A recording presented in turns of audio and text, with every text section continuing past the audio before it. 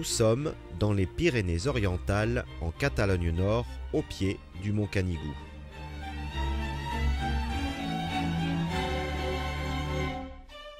Cette région accueillante est ponctuée de petits villages riches en histoire, tradition et mystère. Ici, par une alchimie étonnante et minutieuse, des artisans magiciens donnent vie et forme à l'or. Ce métal précieux sera bientôt orné d'une pierre chatoyante, le grenat, dans de véritables bijoux traditionnels évoquant les couleurs sang et or de la bannière catalane.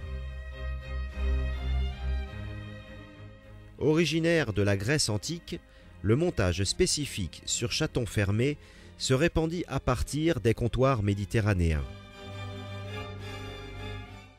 La bijouterie catalane est ainsi l'héritière de techniques ancestrales que nos artisans magiciens ont su lier à la richesse locale et perpétuer. L'entreprise Casa Pérez est animée par une passion transmise depuis 3 générations. Jérôme reprit la bijouterie de son père, qu'il fit évoluer jusqu'à recréer, épaulé par sa femme et son fils Henri, de vastes ateliers abritant l'ensemble des artisans impliqués dans la confection des bijoux catalans traditionnels. Tout commence par le travail du lapidaire qui, à partir du minéral brut, découpe la pierre à l'aide d'une scie diamantée.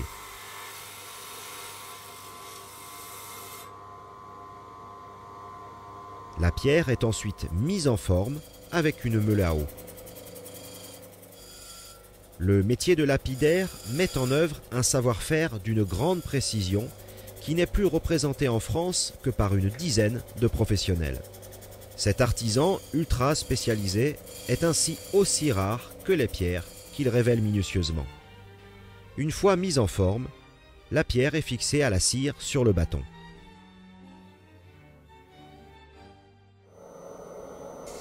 On réalise d'abord le plat de la pierre qui est finement poli avant d'être retourné pour travailler les facettes. Grâce à un étui mécanique à crans octogonaux qui vient s'appuyer contre la diviseuse, les facettes sont taillées sur la meule diamant.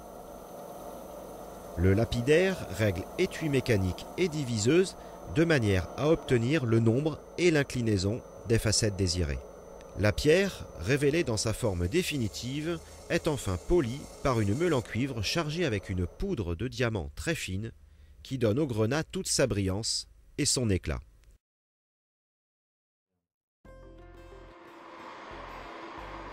Le travail du joaillier commence par la fonte de l'or dans un creuset. Le métal en fusion est coulé dans la lingotière pour obtenir un petit lingot.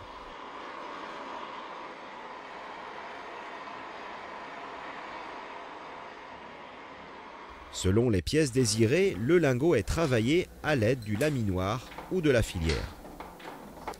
Chaque partie du bijou nécessite ainsi de préformer la précieuse matière. Pour rester malléable, l'or devra être régulièrement recuit. Le chaton est la pièce essentielle qui accueillera le grenat taillé.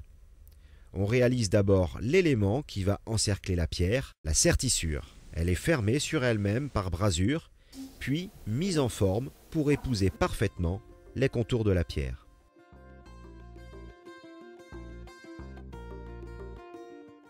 C'est à partir d'une fine plaque laminée que l'on réalise le fond du chaton. La surface est mise en forme à l'aide de bouteroles en buis et du dé à emboutir afin d'obtenir un chaton à fond bombé.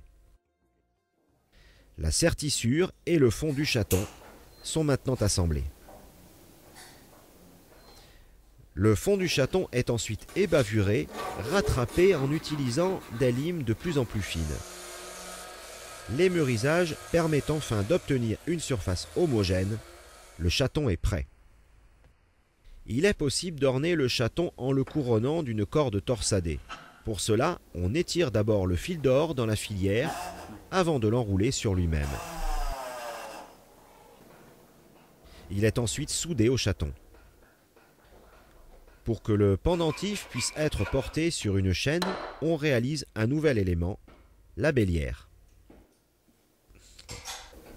La bélière est ornée de gaudrons façonnés à la lime avant d'être assemblés au chaton par une brasure. Si chacun des joyaux catalans est une pièce unique, certains éléments du bijou, comme par exemple une bélière ou des mailles, peuvent être moulés et reproduits en petite série. Pour cela, on utilise la méthode de la fonte à cire perdue, dont le principe remonte à l'âge du bronze. La technique de fonte à cire perdue nécessite dans un premier temps la préparation d'un moule. Un modèle original, la maquette, pièce réalisée dans nos ateliers, est enfermé dans un cadre entre différentes épaisseurs de silicone. Ce cadre est ensuite passé dans une presse à chaud qui vulcanise le silicone.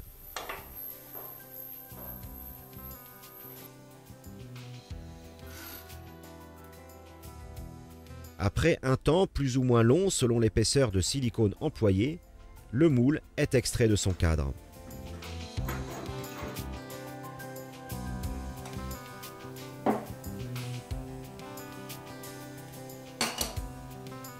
Il faut ensuite découper le moule très délicatement pour ne pas abîmer l'empreinte qui doit parfaitement restituer la forme dans ses moindres détails.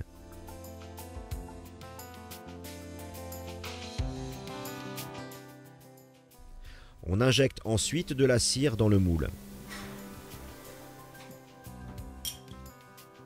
Chaque pièce sera extraite à la main. Les pièces seront fixées une à une selon un ordre précis sur un axe en cire. L'arbre est ainsi obtenu par l'ensemble de ces pièces minutieusement montées.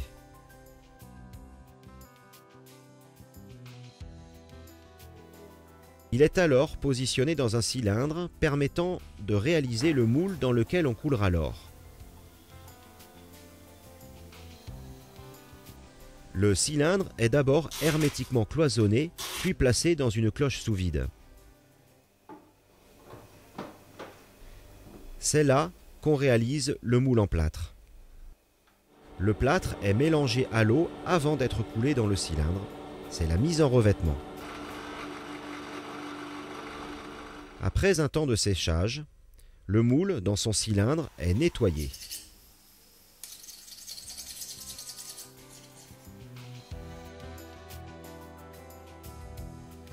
Le moule est placé dans la dessireuse.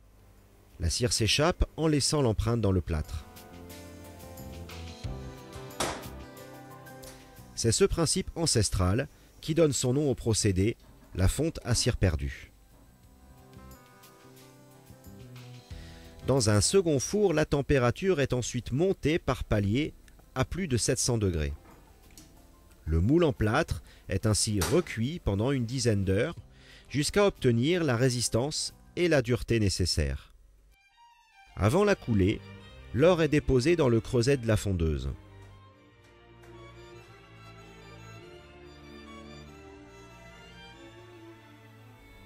Dès que le métal est en fusion, on place le cylindre contenant le moule en plâtre dans la fondeuse pour effectuer la coulée.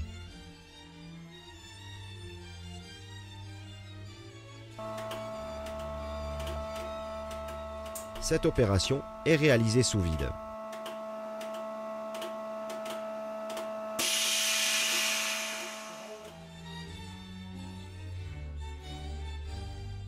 Le cylindre est ensuite plongé dans l'eau pour faire éclater le plâtre de ce moule éphémère. L'arbre est nettoyé à la sableuse, puis placé dans un bain d'acide pour en retirer l'oxydation.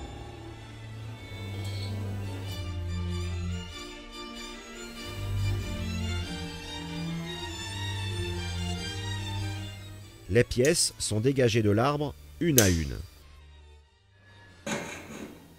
Elles sont ensuite rattrapées et mûrisées. Elles seront enfin assemblées pour confectionner le bijou.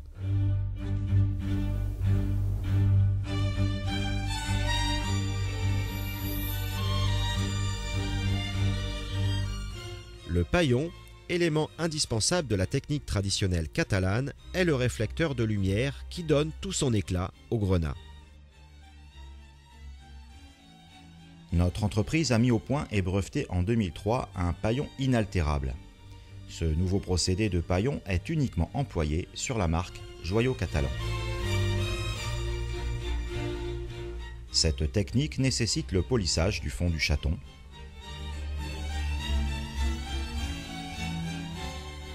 une résine translucide rouge est appliquée sur cette surface miroir.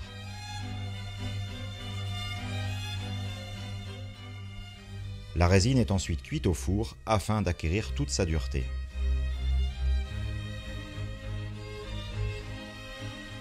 Cette nouvelle génération de paillons permet à la lumière de se réfléchir sans risque d'altération et illumine le grenat dans toute sa splendeur. Mais avant d'obtenir cet état, une dernière étape est nécessaire, le sertissage, qui consiste à fixer le grenat dans le chaton. Pour sertir la pierre, on découpe les griffes dans le chaton au niveau de la sertissure avec la scie boc-fil.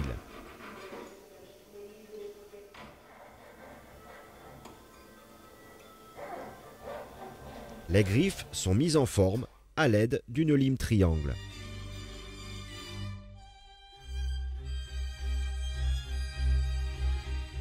Elles sont ensuite rabattues sur le grenat.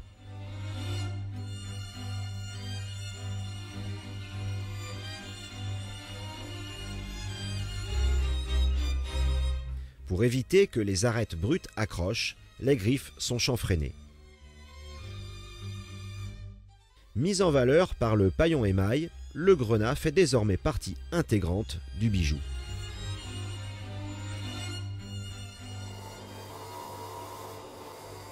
Une fois soigneusement poli, le bijou est enfin prêt à être porté. Ces joyaux finement sertis incarnent dans de resplendissantes parures sang et or, couleurs emblématiques de la Catalogne, tout le mystère de cette terre chargée d'histoire. Cette réunion rare de savoir-faire ancestraux et de métiers pointus jalonne tout le processus de création des joyaux catalans pour une finition unique. En 2007, l'Institut supérieur des métiers, sous l'égide du ministère de l'économie, décernait à l'équipe de Casa Pérez le label Entreprise du patrimoine vivant.